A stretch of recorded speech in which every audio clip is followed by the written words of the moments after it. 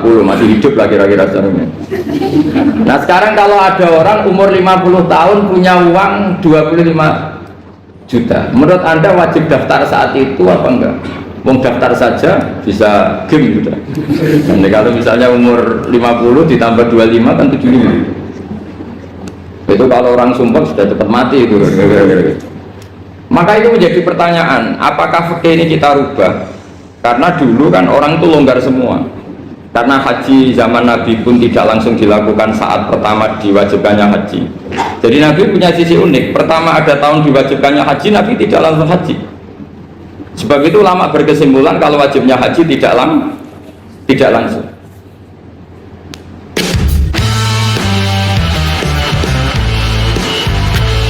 Bismillahirrahmanirrahim. Alhamdulillahirabbil alamin wassalatu wassalamu ala asyrofil mursalin sayyidina Muhammadin wa ala alihi wasallam. Nama padu Bapak Rektor dan semua teman-teman yang saya hormati. Di sini kita akan mengkaji faslun fil musyarakah ila nusyi fid jima.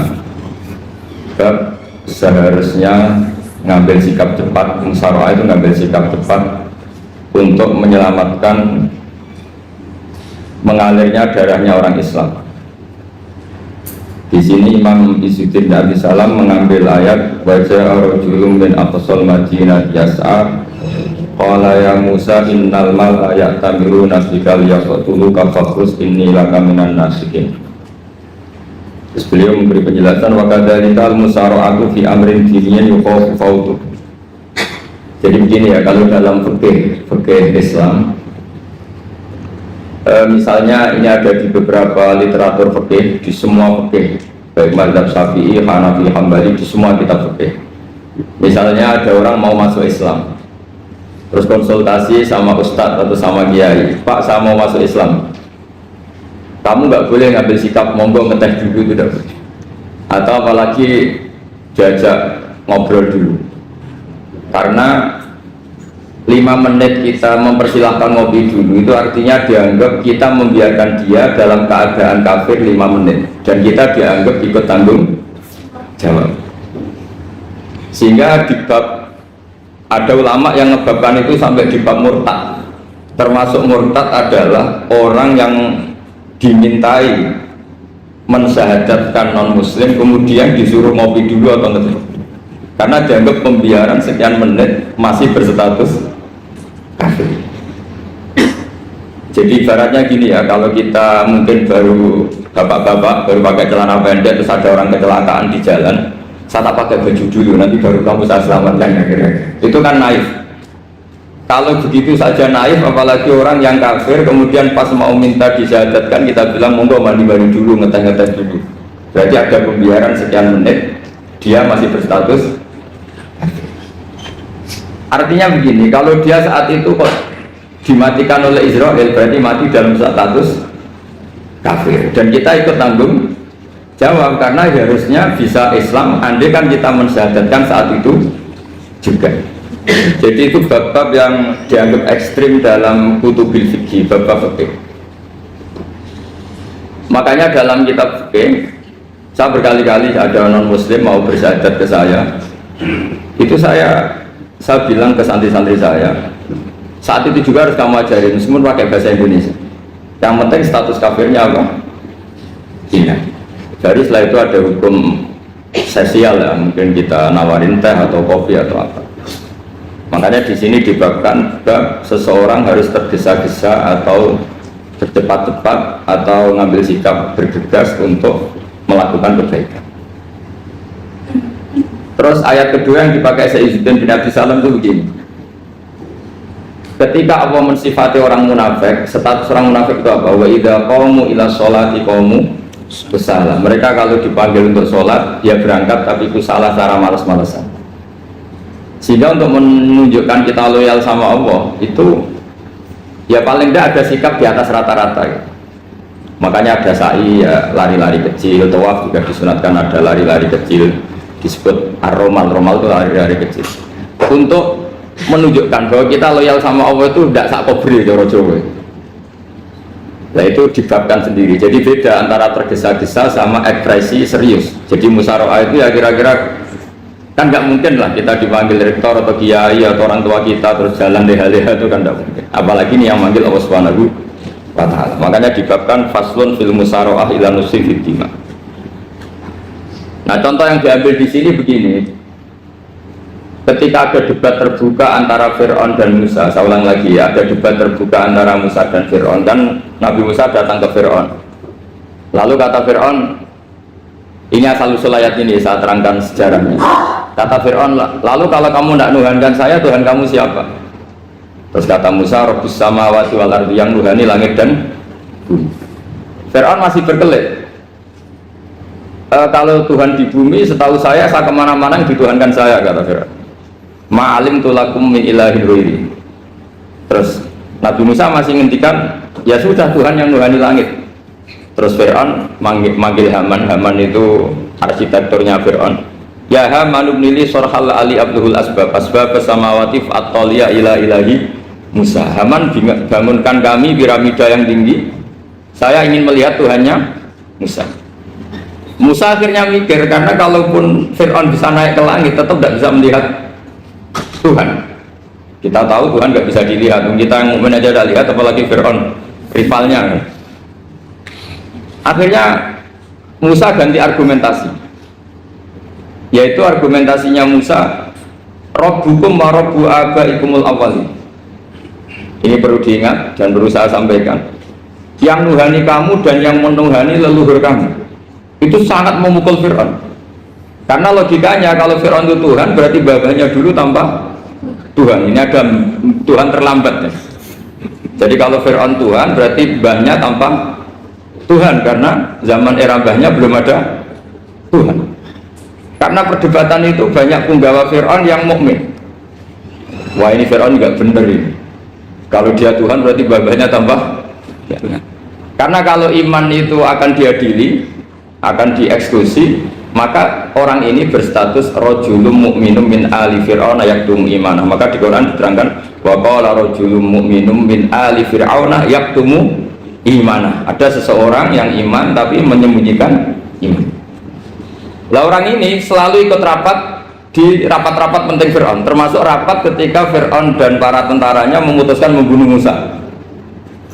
Karena dia ikut rapat dan eksekutornya besok disuruh menangkap Musa, orang ini malam itu juga nemuin Musa terus bilang innal mal ayat tamiru nabikal yaktuluka Musa. Rapat tadi malam memutuskan kamu besok dibunuh, maka kamu harus bergegas meninggalkan Mesir.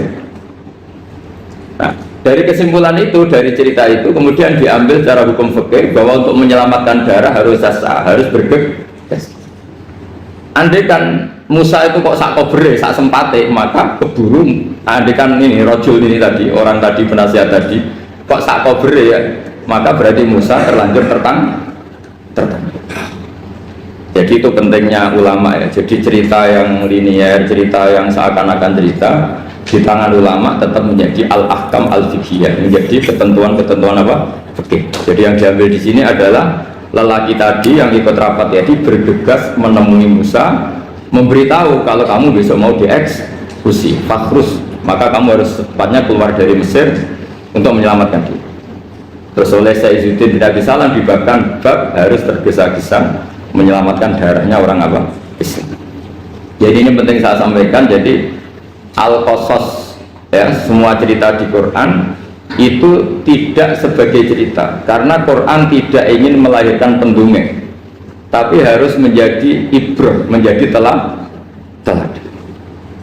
Jadi makanya terus di kitab-kitab ulumul Quran diterangkan al-qasas ya, beberapa cerita di Quran adalah semuanya menjadi ketentuan fikih.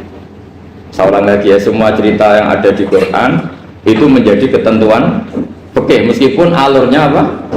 Cerita. Kayak tadi kan alurnya cerita bahwa lelaki ini bergegas nemui Musa supaya Musa cepat keluar dari Mesir.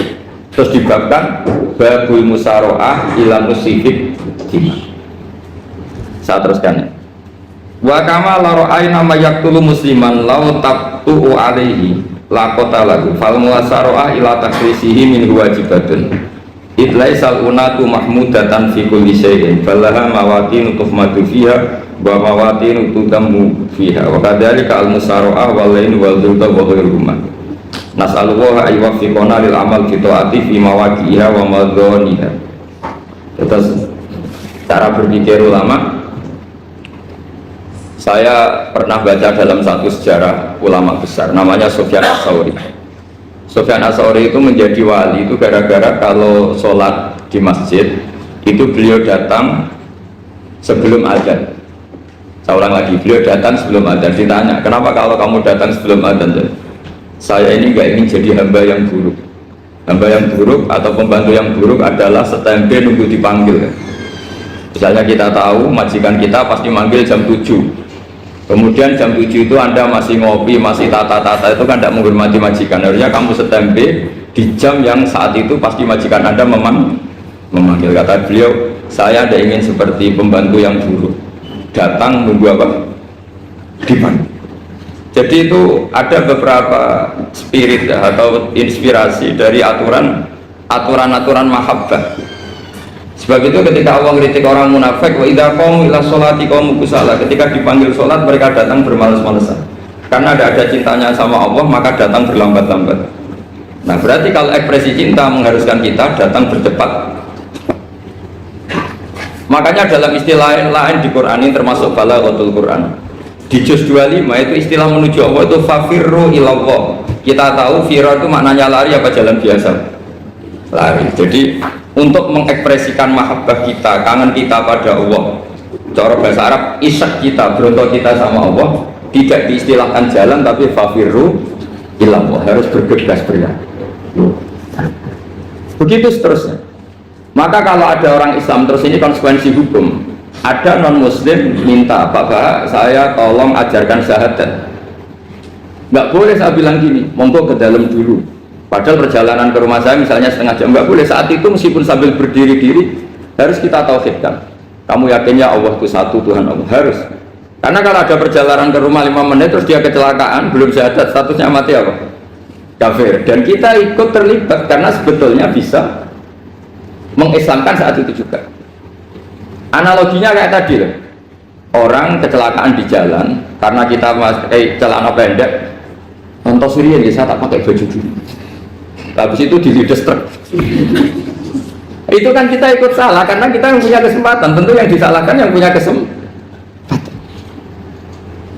karena merubah status dari potensi kelides truk menjadi sama sekali gak potensi kelides truk dengan kita inggirkan, meskipun kita dalam keadaan tidak ideal. Sama orang kafir yang mau masuk Islam itu umumnya kiai-kiai kan kadang sebagian disuruh mandi dulu, itu salah sebetulnya. Itu salah sekali, sangat salah. Apalagi nunggu seremonial di masjid, nunggal tokoh-tokoh, itu bujutnya salah. Itu gak cuma salah, bujutnya salah. Jadi salah yang akut, itu salah besar. Kalau seremonial monggo, tapi kalau mengislamkannya harus saat itu. Apalagi seremonial seminggu lagi nunggu tokoh terkenal, nunggu di syuting dulu, wah itu perilaku show, itu bukan mengislamkan itu. Makanya kita kadang itu, kita yang sebagai peneliti fikih itu kadang itu enggak sreg gitu. Masa mau Islam nunggu di masjid dulu, di syuting dan tokoh-tokoh, itu salah. Itu sama dia kamu lihat orang kecelakaan mau menyelamatkan, ini ada wartawan enggak ya? Minta di syuting dulu, sedang mati ini. Jadi kita normal saja dalam Islam, sesuatu yang mendesak, yang emergensi ya perlakuannya harus cepat. Sehingga dibabkan faslun fil musaroah ila nusifid fitima. Jadi ada beberapa contoh di Quran memang aturannya seperti itu. Makanya semua redaksi Quran tentang menuju Allah diredakseno fafirru ilallah. Makanya di tawaf ada ekspresi romal, jalan agak cepat. Di sa'i juga ada momen-momen kita harus romal, berjalan cepat. Di beberapa aturan juga seperti itu. Ya, saya ulang lagi, di beberapa aturan Islam juga seperti itu. Nah, sekarang efek di hukum haji. Saya banyak baca literatur haji. Haji dalam aturan Islam itu wujuban tarofian, wajib yang tidak langsung mendesak. Kemudian semenjak ada fakta kita harus nunggu, daftar tunggu, itu kita sebagai ahli fikih itu gampang. Misalnya gini, saya umur 20 punya uang, sekarang berapa daftar? 25 juta ya. Saya umur 20 punya uang 25 juta. Saya jomblo misalnya, ya butuh nikah, ya butuh macam-macam. Itu wajib daftar haji apa enggak? Karena kalaupun daftar nunggu 20 tahun. 20 tahun kan asumsi umum masih umur 40, masih hidup lah kira-kira sebenarnya. Nah sekarang kalau ada orang umur 50 tahun punya uang 25 juta, menurut Anda wajib daftar saat itu apa enggak? Mau daftar saja bisa game gitu. Dan kalau misalnya umur 50 ditambah 25 kan 75. Itu kalau orang sumpah sudah cepat mati itu. Maka itu menjadi pertanyaan, apakah fikih ini kita rubah? Karena dulu kan orang itu longgar semua.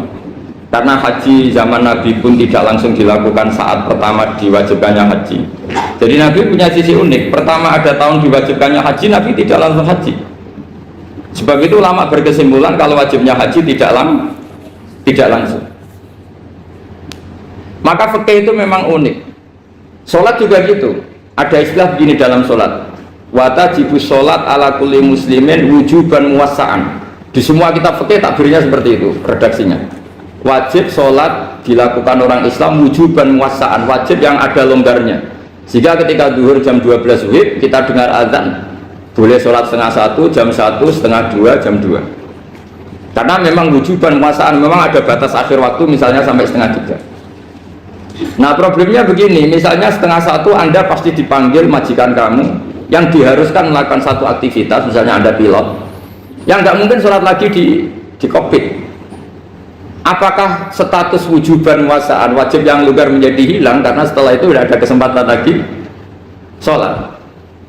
Apa tetap kita sebagai ahli Islam yang agak balelo tapi alim, misalnya ya sudah tetap jadi pilot, nanti kan ada aturannya sendiri, ada rukhsahnya sendiri, ada kemurahan sendiri, kita sudah jadi pilot, misalnya sholat tanpa harus menghadap kiblat, sholat yang tetap di perjalanan. Kira-kira Anda kalau jadi ahli fikih milih mana? Milih harus sholat di depan apa tetap memberi kelonggaran? Tidak apa-apa sholat sambil apa? Nyuper sambil pilotin apa pesawat. Anda pilih mana? Karena kalau konstitusi ilmu itu memang harus ada, dengan tanda kutip ya, memang harus ada nakalnya. Kalau nggak nakal malah gak sah. Memang unik ilmu itu.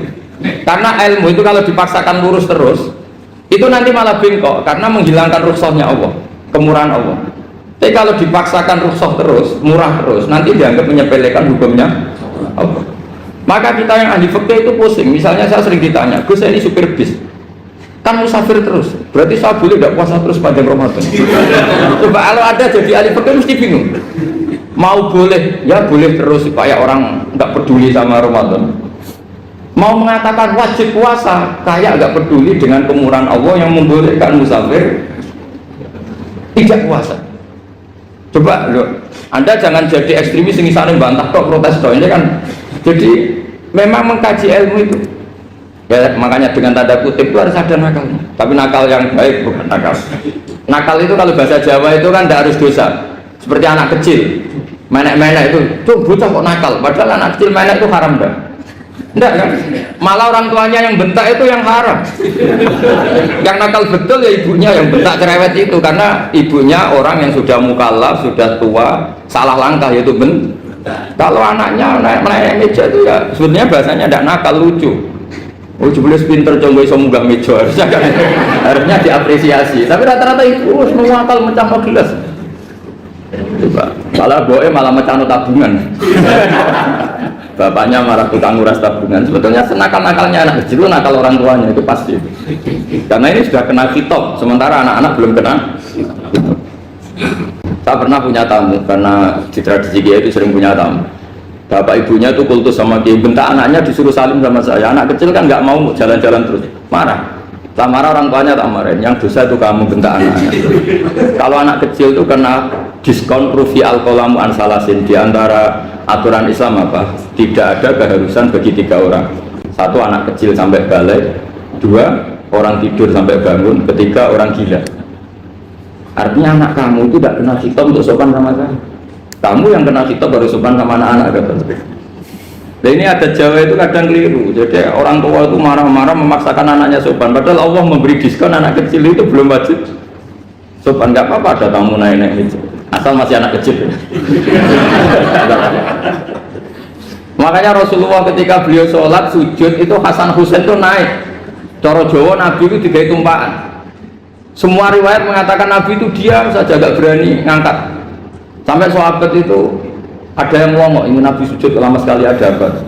Jadi kita punya riwayat itu ya baru kayak sahabat yang agak nakal.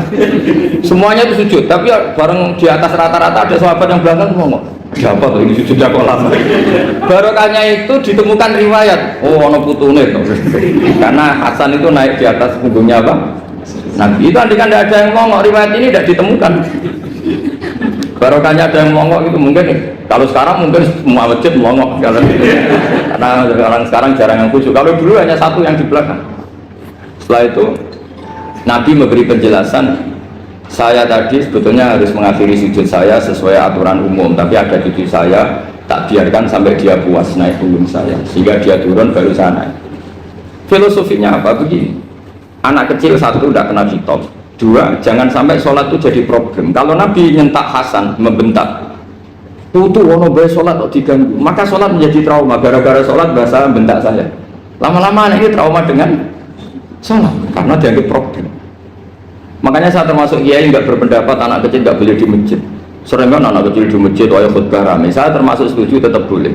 Kalau dibentak di masjid maka dia trauma dengan masjid. Misal ke masjid dibentak. Lagi pula kadang-kadang orang tuh gaya-gayaan toh. Wah rame orang khutbah rame nih. Padahal kalau nggak diramein anak-anak malah dia tidur. Kita kan nggak bisa menjamin kalau perilaku kita lebih baik gitu. Mendingan kan anak-anak main di masjid timbang di karaoke kan. Jadi kan, ya ini masalahnya saya, ini fikih ya, fikih itu wilayahnya, makanya jadi ahli fikih itu susah-susah gampang. Jadi kan jangan hanya berpikir protes dengan ketentuan fikih, mengkaji yang sebanyak-banyaknya. Itu tadi, misalnya Anda seorang supir permanen, supir bis terutama, kalau truk kan bisa leha-leha, kalau bis kan apa ada deadline-nya ya waktu seperti bis jurusan Surabaya Semarang, saya kan sering naik bis jurusan Surabaya Semarang. Kadang-kadang supirnya melihat saya tanya, Gus saya ini supir, saya ini Ramadan itu gimana ya? Ya saya sudah ngerti setengah nakal, dan senengnya dijawab rasa poso ya saya tahu. Tapi masalahnya secara fikih kalau kamu mengatakan kamu harus puasa terus, kamu melanggar konstitusi ilmu. Memang musafir punya diskon? Boleh? Tidak puasa. Pertanyaannya, bayarnya kapan? Nung Sawal ya nyupir lagi, Zulqa'dah nyupir lagi, nanti sampai Ramadan ya. Nah terus, ya pas kamu cuti, biasanya cutinya pas sakit, boleh diskon lagi karena sakit. Coba. Nah, andai kan Anda jadi ahli fikih milih zaman. Lo kalau orangnya soleh terus kayak ustadz-ustadz di sini kayak dosen UI kan, masa dosen UI Universitas Islam nggak Islami kan nggak mungkin. Mungkin memilih poso kan. Masalahnya ini kan hukum untuk orang kebanyakan, nggak boleh hukum musuh gak kuat. Sahur jam 3:30 ngambil vitamin pokoknya harus kuat. Itu tidak hukum, itu saran. Hukum itu beda dengan saran. Hukum itu hanya berbicara musafir itu boleh iftar. Kalau saran memang boleh, ya usahakan kamu makan 3:30 pas fit, nyupir. Terus kalau nyupir selesai jam 10, nanti istirahat. Memangnya majikan bisa ngatur jamnya? Itu fikih. Maka menjadi perdebatan, yang namanya pergi itu apa? Menurut Imam Syafi'i, pergi itu ya dari rumahnya ke tempat yang asing, yang tidak wilayahnya namanya pergi. Menurut Imam Ahmad bin Hanbal enggak. Pergi itu tidak kerja. Jadi orang yang supir yang seperti itu namanya tidak pergi tapi kerja. Tanyakan ke publik, misalnya jenengan ke UI, istri kamu atau suami kamu ditanya, istri kamu kemana? Kira-kira jawabnya bilang pergi jalan-jalan apa bilang kerja? Kerja. Makanya kata Imam Ahmad bin Hanbal, mudi musafar atau orang yang berprofesi, yang profesinya memang harus pergi kayak traveling atau supir, maka itu namanya tidak pergi, namanya itu kerja. Karena apa? Sekali distatuskan pergi, maka ikut status yang dikatakan Allah dan Rasul, dapat diskon, boleh tidak puasa. Alhamdulillahirrabbilalamin. Seluruh teman-teman subscriber Ngaus Kusbaha telah kita ikuti bersama pengawasan beliau. Semoga seluruh yang beliau sampaikan menjadikan ilmu yang bermanfaat bagi kita semua. Amin ya rabbal alamin.